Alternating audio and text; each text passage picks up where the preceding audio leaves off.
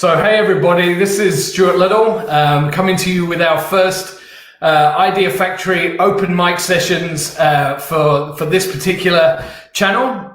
So welcome. And it's my absolute pleasure today to bring to you a conversation with a good friend of mine, and someone I've known for a good couple of years now, to talk to strengths and that capability. We'll get into what that means. It's not about personal training. What this is about mental training, and actually how you know and understand yourself, and how that can add massive value to what you do in all aspects of your life. So without further ado, this is Dahlia Sutrisno. So I'll get her to just introduce herself. Hi, Stuart. It's good to speak to you. No, it's really good to be here. Especially with this COVID situation. This is so refreshing. As you have introduced me, I'm Dahlia Sutrisno, CEO and founder of Euphoric Coaching. Most of my clients call me their Wendy Rhodes if you watch The Billions on Netflix. Totally. So I really focus a lot on personal development, talent development, and also for leaders to lead high performing teams, going strengths based, applying the positive psychology. So I'm excited to have this discussion with you today, Stuart. Yeah. So look, this is a topic which I'm very familiar with, and in the roles that I've had, I've certainly used this as a benchmark for myself. So I went through this process, I guess, 3 years ago, and what that allowed me was then to get a real handle on kind of where my strengths lay and exactly what I can bring to a scenario. So we'll talk a bit to that, but Dahlia's been kind enough with the professional knowledge and understanding that she has, we've worked together so we can get a bit more into that. But I really wanted to share this with you today. So we'll crack into it. So the first thing I guess we want to cover off here, Dahlia, is we talk about self-awareness and, really that as a baseline for you. Can you elaborate on that for the guys who are watching? Yeah, sure. So self-awareness is, most people, and I love Peter Drucker. So if you know Peter Drucker, he's the, father of modern management. That's what people call him. But I really think he's like this management philosopher. So he said most people think they know who they really are, but they really don't. And that's so true for me. Like before I speak for anyone else, right? Or even for you, Stuart, but that's so true for me. After I discovered and go through the journey when I was at Gallup with strengths and all, I started to get more curious because it was, you should focus on your strengths, not your weakness. Oh, you should know yourself better. You should know your strengths. You should know what your blind spots are. You should know what's your potential. You should know what's your innate talent, the talent that you're born with. And then how to sharpen that, how do you maximize that? People talk about when you play to your strengths, then you'll be able to be happy. So if you heard about Ikigai, the Japanese concept of how the model of how you should live your life to be happy, where you actually get to play to your strengths, play what naturally you're good at, and you love and you can give. And that's what really brings true happiness. But before all of that, you really need to know yourself, your strength, your potential, what gives you more energy, how people will perceive you, for how you behave, how you interact with people, your thought process. All of that is the self-awareness part. All right. So, I mean, key in any role, right? Once you've got that understanding, you can actually then apply yourself in a much more considered way. Certainly I've seen that with people that I've gone through this with, and they've been fortunate to really grasp hold of that. And I think there's that concept of claiming those strengths once you understand what they are, but we'll get to that shortly in respect of the more finer detail. But so I guess that's what we want to do. Is there something you wanted to talk to on the self-awareness stuff there? Yeah, sure. So some studies have actually, proven how self-awareness is key, not only to leaders. So if you read Harvard Business Reviews, articles. Here are some that I found. So, for example, this is Vincent Siciliano, CEO of California-based New Resource Bank, right? So he had issues with engagement of his team. Numbers were really showing very good. They're very profitable. They grow very well, but he found that people don't like him. When they did employee engagement survey, he found that people don't like him. So what he found was really, really eye-opening for him. Yeah. That while he thought he was a great leader, he really wasn't. He was just driving numbers. So here, this article says self-awareness can help leaders more than an MBA can. And Yeah. then there's a book by Bill George, former chairman and CEO of Medtronic. Also, this on Harvard, he's the senior fellow on Harvard Business School as well. He wrote this book, True North. And the center of everything about yourself is self-awareness. You need Yeah. to know yourself, and not just Yeah. your strength or your weakness, but like, what is your success formula? What is your blind spot? And that really gives you confidence. Another study by Harvard Business Review, if you see here, teams that have high self-awareness actually make better quality in making decisions. They coordinate better as a team or across teams. And also they can manage conflicts better. By contrary, the study, over 2,000 executives in CC, about 80% people actually found that they have more than have one or more blind spots. And Yeah. almost half of them found that they have one or more hidden strengths. And here are some top three, most prevalent blind spots and common hidden strengths that you see here. Like, for leaders, it's about making tough people calls, how you demonstrate flexibility with the team, and then how do you manage up? How do you manage your leaders, but also manage your team, right? So here are some of the things that when you go through your day to day, you miss all of this. A lot of things go into your blind spots or are hidden from you if you're not fully aware. Yeah. Yeah. Okay. Yeah, that's. I mean, obviously important to get that more that rounded view of where you're at, right? In any scenario. What's next here? What we got here? Yeah. So I mentioned Peter Drucker.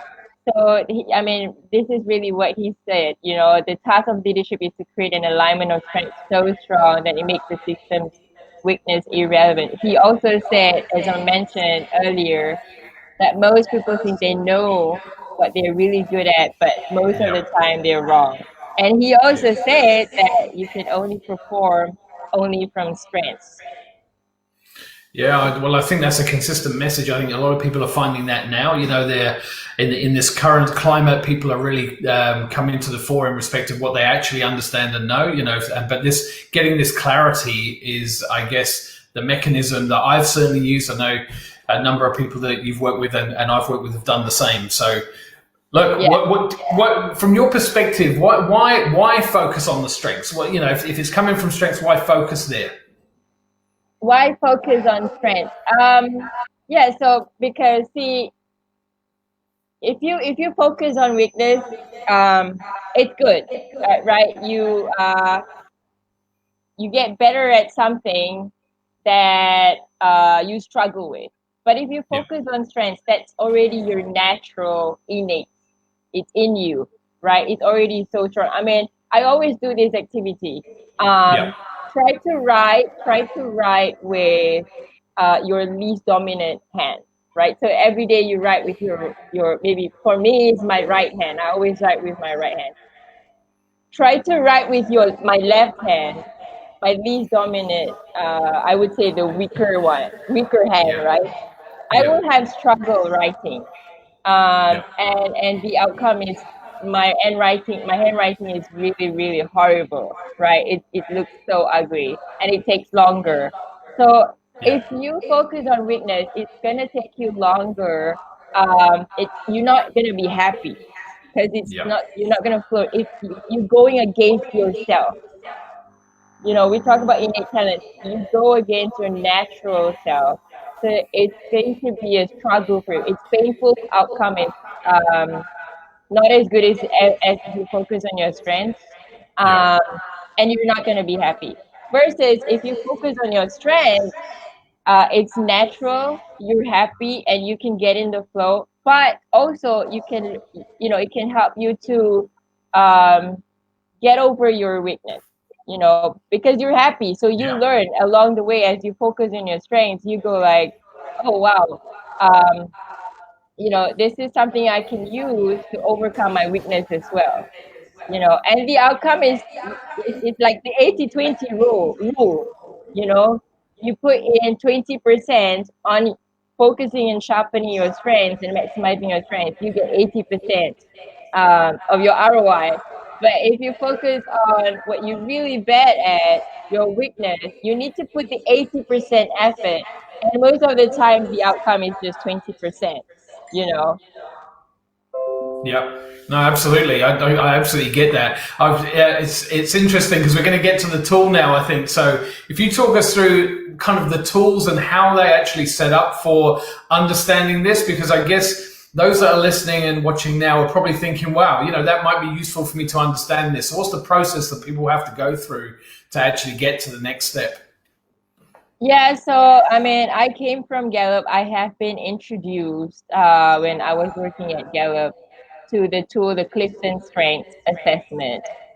So that's one of the tools. A lot of organizations have also used other tools, or individually, people have used DISC, MBTI, and all of that. So psychometric, scientific tested psychometric assessment tools are good for a start to evaluate yourself, to know Yeah, your talents, your natural self, right? yeah, A lot of people though, it's like they're quite reluctant to take that first step, Stuart, yeah, because it's very scary for them. It's like I know myself, but I don't want to know it.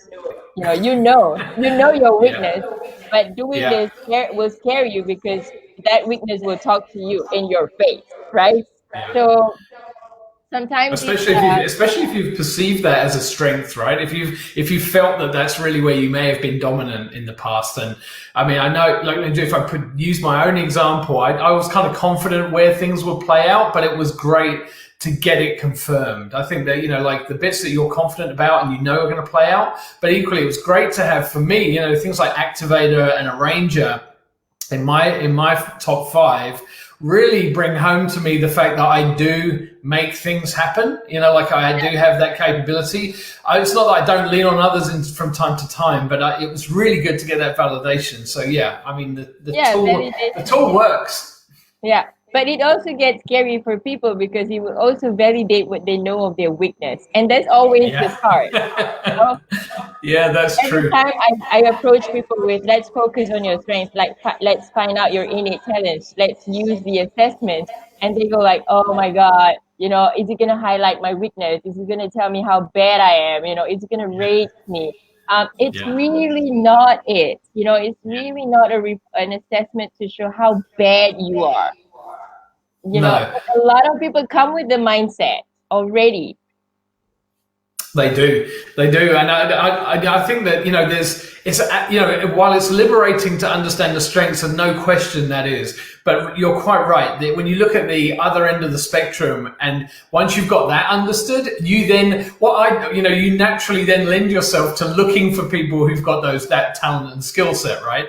So Yeah, you're looking for those people who can make your life that bit easier by actually, because that's somebody else's strengths, no question. At that end of the spectrum, there's someone else who's reveling there, and they are probably the alternative to you. So that's where things come together. And I like, we'll get onto the team bit shortly, but for me, it's really powerful that.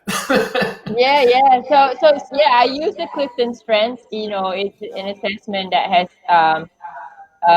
proven. I mean, I've used it personally for myself. You have also, Stewart. Yeah, Um, yeah, yeah, and it's been more.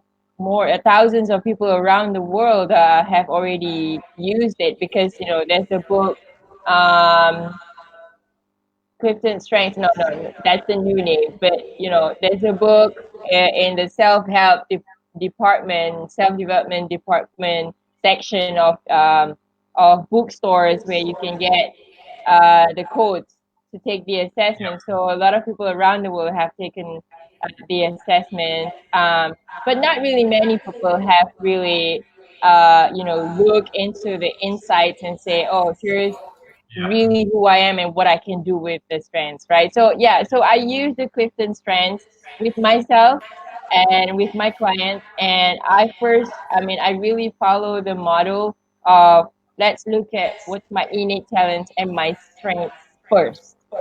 Yeah. Yeah. So look, let's talk a little bit more about, kind of dig into this a little bit in respect of the domains, and you say there's 36 strengths, and when you do your initial assessment, you can kind of start with your top 5, but we'll get to that after this. But let's talk about the domains and what domains mean, because that in itself, in not only as an individual but also as a team dynamic, is Yeah. important to understand, right? Yeah. So with the Clifton strengths, there are 4 domains. Yeah. There's the executing, and then there's the relationship building, there's the influencing, and the strategic thinking. Yeah. Yeah, I mentioned all 4. Yeah. So people who are higher in the domain of executing, they actually are more driven by action. It's all about taking action. Um, Yeah. yeah, it's all about doing, very strong in executing. People who are high in the domain of influencing, so they are people who are, like very strong in communication, very strong command. Mark Zuckerberg is quite influencing himself. He's got those influencing talents very high. It's one of his Yeah. top domains.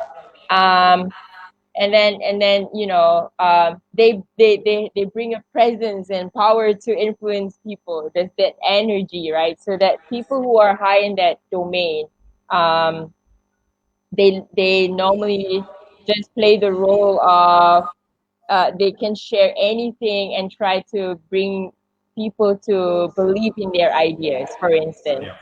Yeah. um, people high in the relationship building domain, for example, they're just the people. You know, they love to bring people together. They love to connect with people. They love to build strong bonds and relationships. They thrive. People, high in the relationship building domain, they thrive with people. The more Yeah. they can work with people, the more they can perform. It brings out Yeah. the best in them. It's going Um, to be, that is interesting right now as you talk about that. I'm thinking of the dynamic we're in, right? Those guys are really going to be challenged right now in respect of that personal moment of actually meeting people and engaging. And, those guys are going to be maybe having it a little tougher if they're stronger in that domain, right? yeah, yeah, that's true. Yeah. Yeah.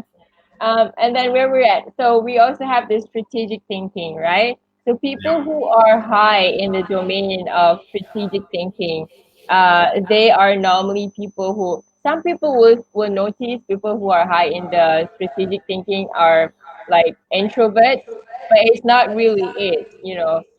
It's these people are, so they're doing the executing in their mind, you know. Yeah. So actually these people are doing, they have the think tank. They spend a lot of time analyzing. They spend a lot of time ideating.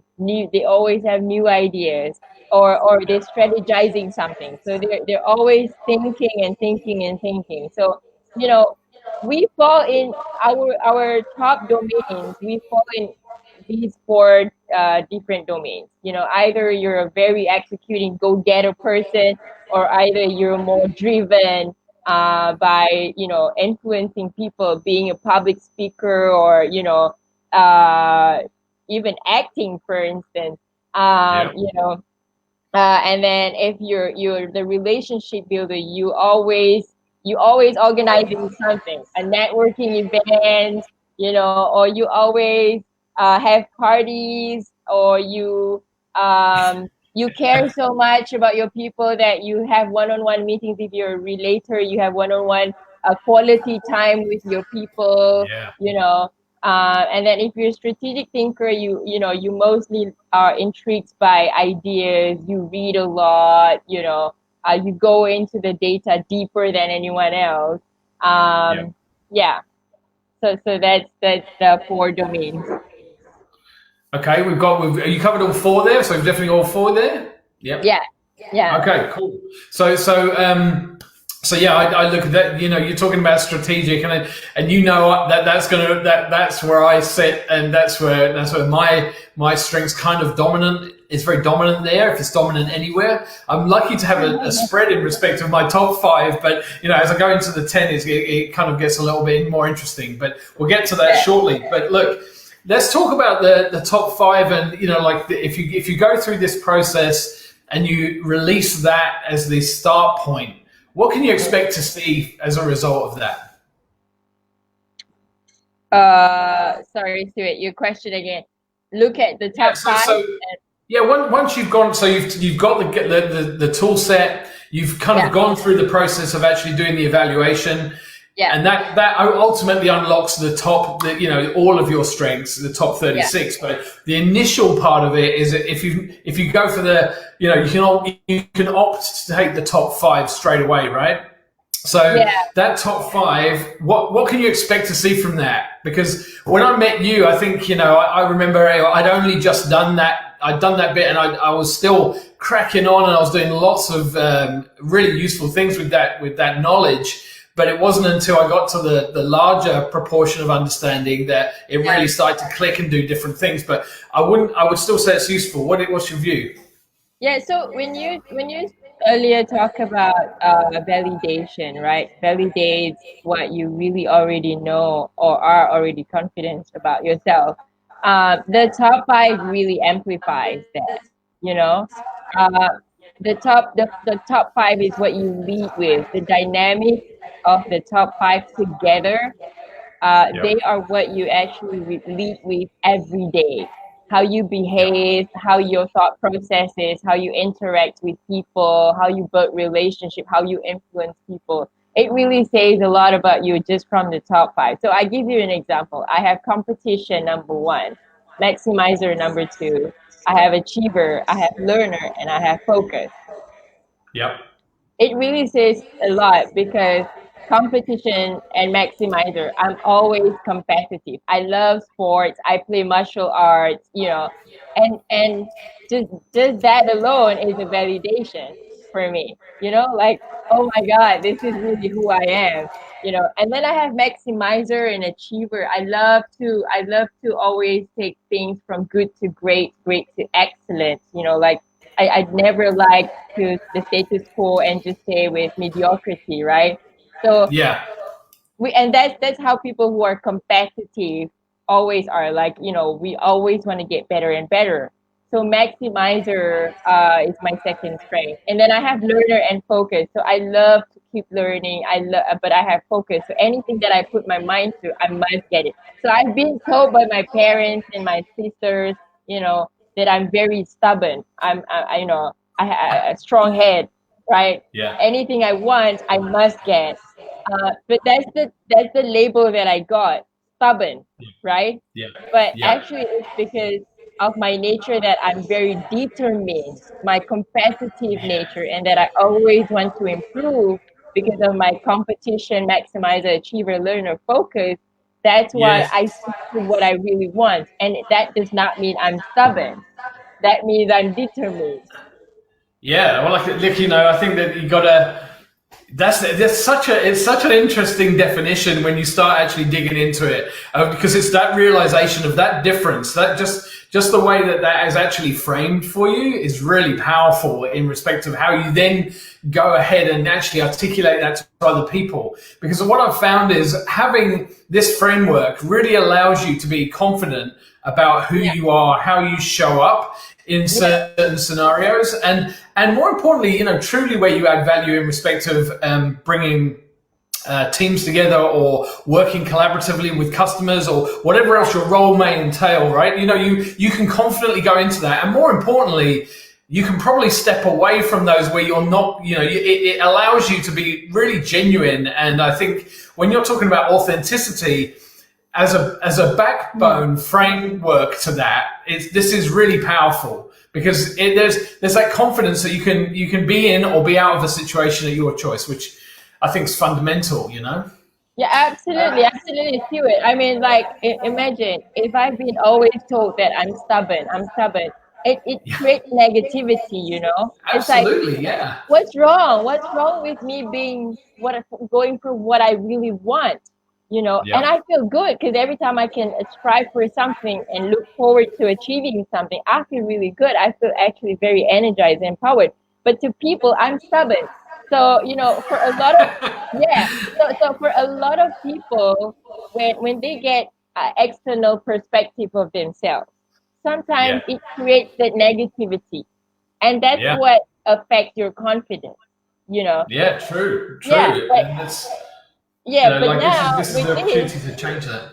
Yeah, when I see, I have competition maximizer, I go like, at first I was in denial, right? Like, because people make me hate myself.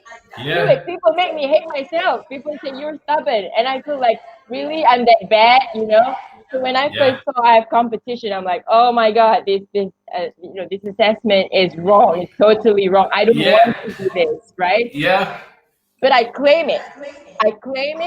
And I say, this is not because I'm stubborn. This is nothing bad. This is who I am. I claim it. And I'm very confident with it, Yeah, it's actually phenomenal you're saying about that kind of denial piece because like I say, the people that I've shown this to and talked through, and I'm I know you're much more proficient in your qualifications and understanding of this than perhaps I am, but even so, it is so intriguing to me, and naturally my strategic bent and the fact that I have input is really clear to me that I love getting into the details. So without question, I probably did more homework on this than most people would have done. But I felt that then what I wanted to do, because I have things like my strengths, just to be clear, are strategic thinking, input, individualization, activator, and arranger. So when I look at that top five, like the fact that I've got strategic 1, and then I've got a strategic 2 in respect of the input, but then I have individualization, which allows me this kind of, it's something I've done naturally always, is then thinking of the individual and, having come from a sales role, looking at customers I've worked with and how what I talk about or what's relevant for me as outcomes, things that I need to either be involved with that customer to solve a problem or not.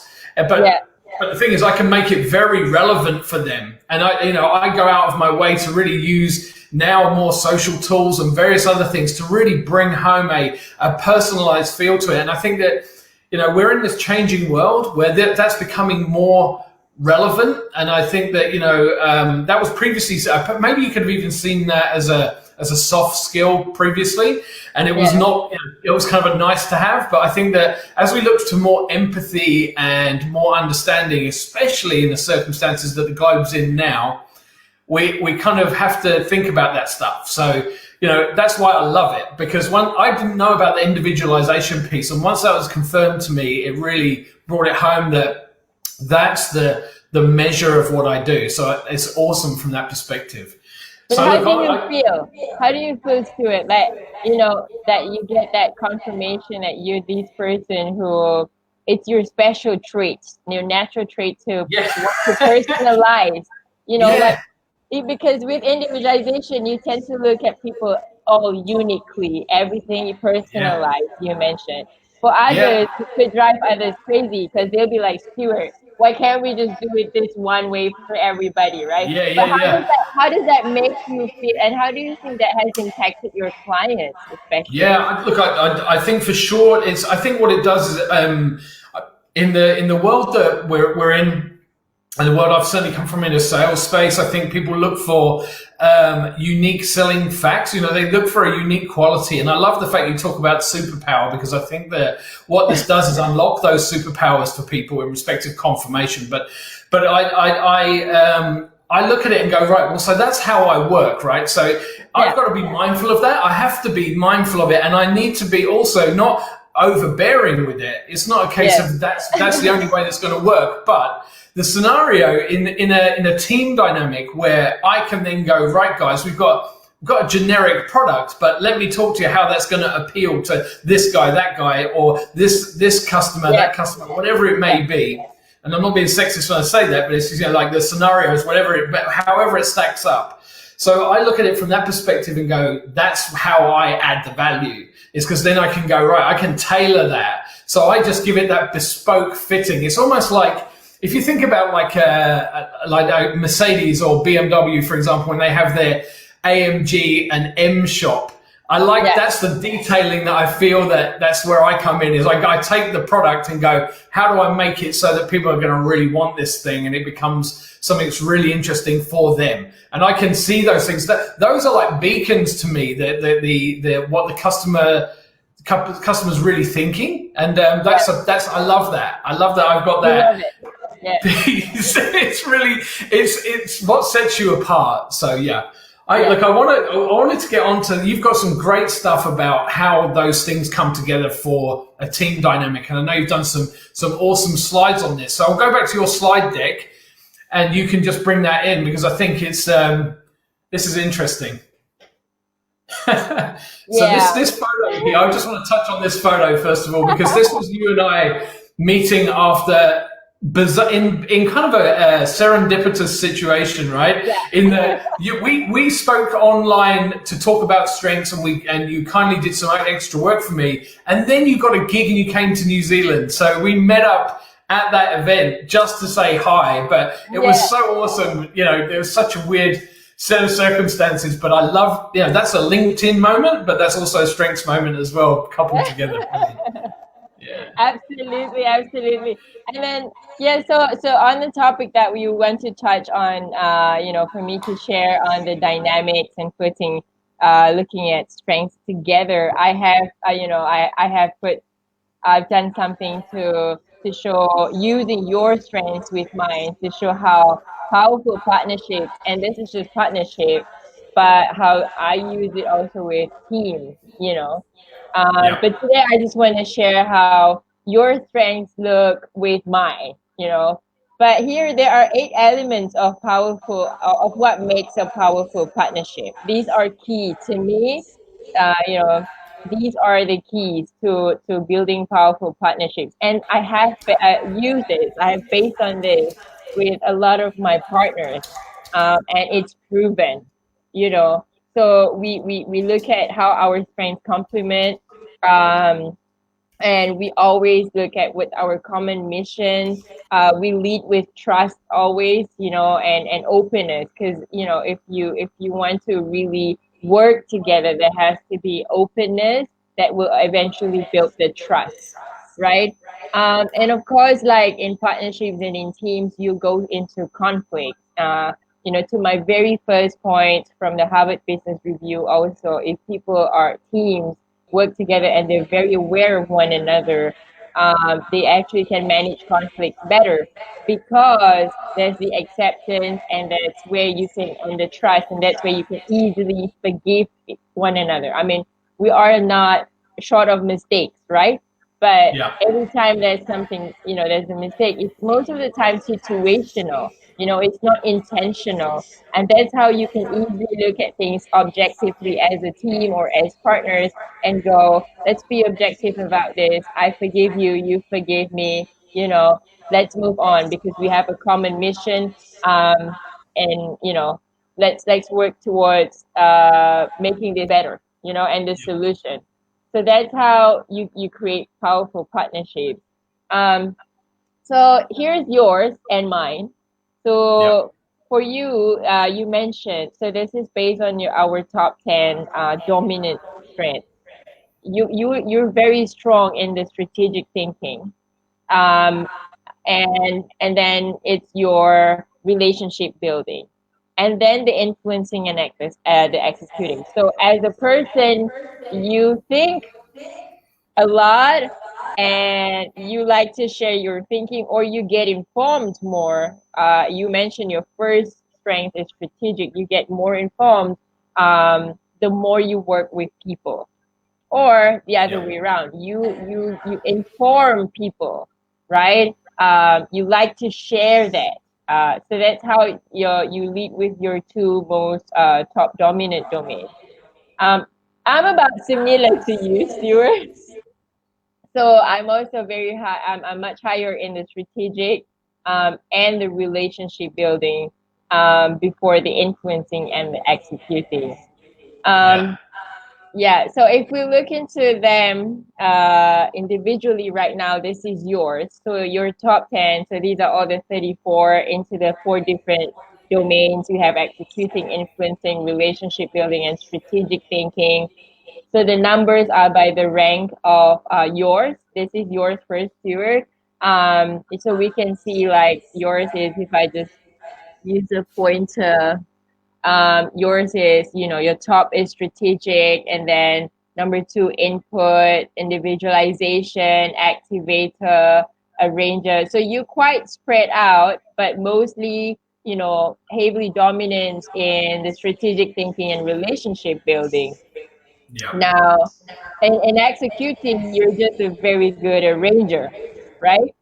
Um, Now I put together yours and mine. So if I put my top 10 into this chart, I add into yours. So the pink ones are mine. So if you go back and Yeah. you So see good. how my top 10 are actually your lesser dominant talents. Yeah. And if we work together, then this is how I complement you. And as a team, we become stronger. Yeah. So we have this idea of we are not, no one is well-rounded. So I cannot be very good in all four domains: executing, influencing, relationship building, and strategic thinking. Nobody in this world, right? But that's why you work with a team, right? So Yeah. you make yourself with the complementary strengths from your team or your partner, even in personal relationship, husband and wife, right? Um, Yeah. that's why they say your strength is my weakness is your strength. That's how you complement. That's how you become well-rounded. So Yeah. definitely, because I'm also strong in the strategic thinking, we almost, take everything here except intellectual and analytical, right? So yeah. And then I also have individualization and high positivity like you, but I also bring the relator. Yeah. I'm very low. My adaptability is number 34. So this is how you compliment me. So sometimes, yes, like my parents say I'm stubborn. You can tell me, Dahlia, it's okay for you to let go now and go with the flow. Let's go with the flow. You can calm me down and Yeah. say, Dahlia, this time, let's go with the flow. Yeah, it's so true. I look at for me. I think I love the way that this graphic plays out for looking at what a team could look like. Yeah. It's for me that I think there's immense power in seeing this laid out in this fashion because I love the way that we do, you've got the overlaps even of respect of where people can really understand one another because this is where it really the rubber hits the road in this kind of when you're looking at the top 10 for a team. It's really interesting this. So yeah, thanks for showing us this. Yeah, and because you're my here's I like to look at this, right, Stuart? We because I only in influencing I only have it 20% and it's 20% for you because you only have activator and Yeah. command. So you're like, I can't wait to do this and charge, right? But for me, I come in with the yes, Stuart, let's do this and charge. But how do we also win? How do we charge? So I'll charge with you, but Yeah. I would think about how do we do this better than we were before? If we were good, let's charge. Now, with my competition, I will think about I want to do the best but better. So I always love this phrase. What is my better best? And I remember, Stuart, you mentioned that you always tell yourself, how can I be my better self every day? Yeah.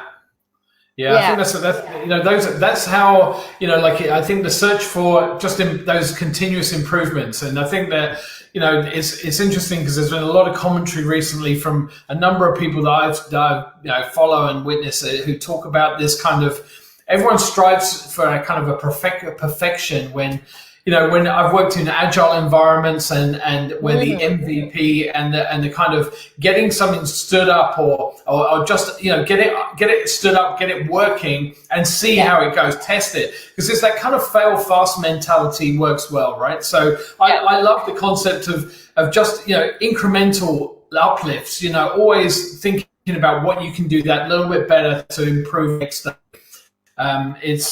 That's a basis for training, for anything that you're learning, right? It's just little bits of change rather than trying to take off too much at one time. Yeah, exactly. Cool. Right. Yeah, So also one more point to it, and I think this is a very important point. This also tells us, so working with you, me working with you, we know our strengths.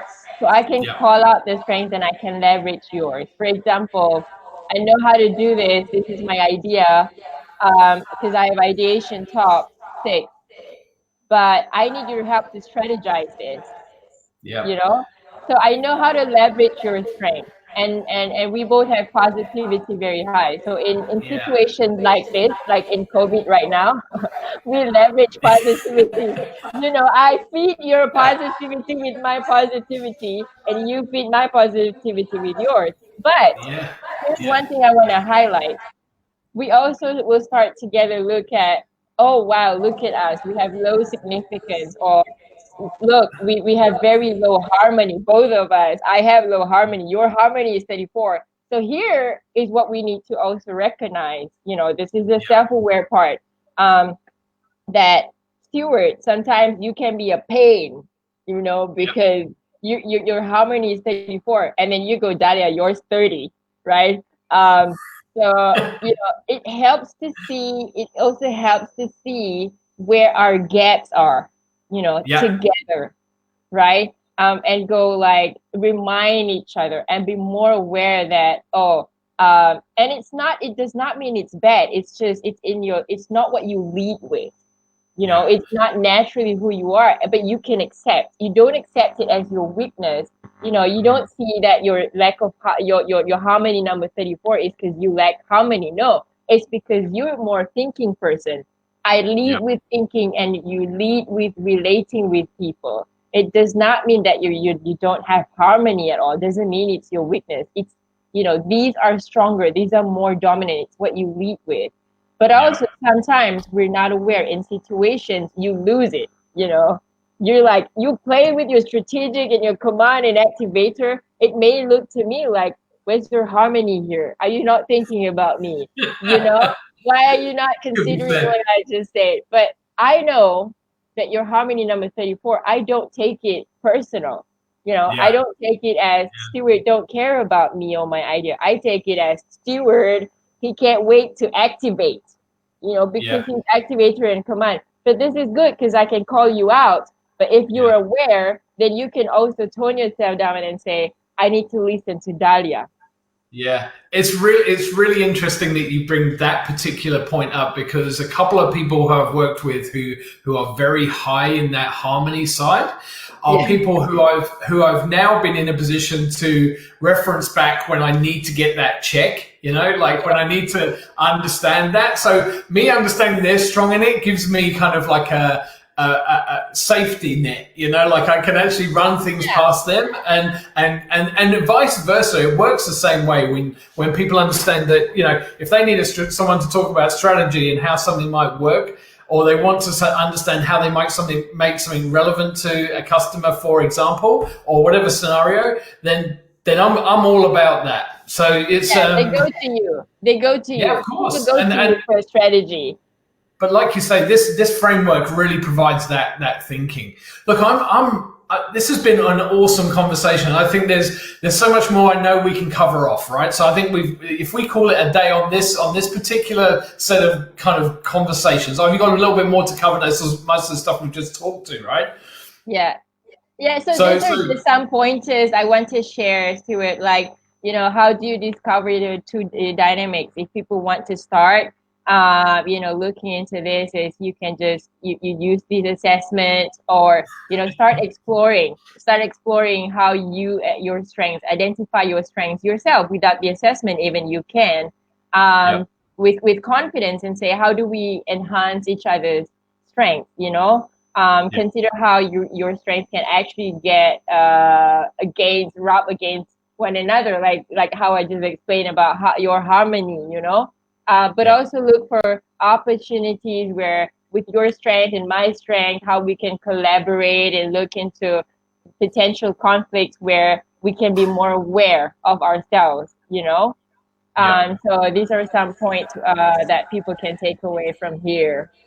Awesome. So look, like I say, if we leave it there, because we're going to do some more of these in respect of kind of widening this circle out in respect of how this applies to a sales environment and into a kind Sure. of leadership role. So we can do a bit more dialogue on it. But I thought this was a great place to start, to give it the framework understanding.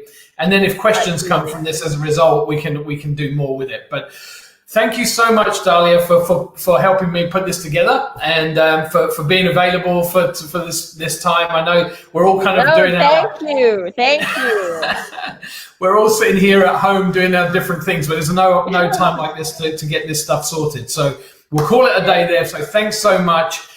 Guys, I'll put the some references to the actual tools in the commentary with this particular post, so that you can access that information. And if you have any questions, either connect with myself and Dahlia via this channel or via LinkedIn. We're certainly both available through there. So sure. I'll say bye for now, and thank you so much, Dahlia. Appreciate it. Bye-bye. Thank you. Stop recording.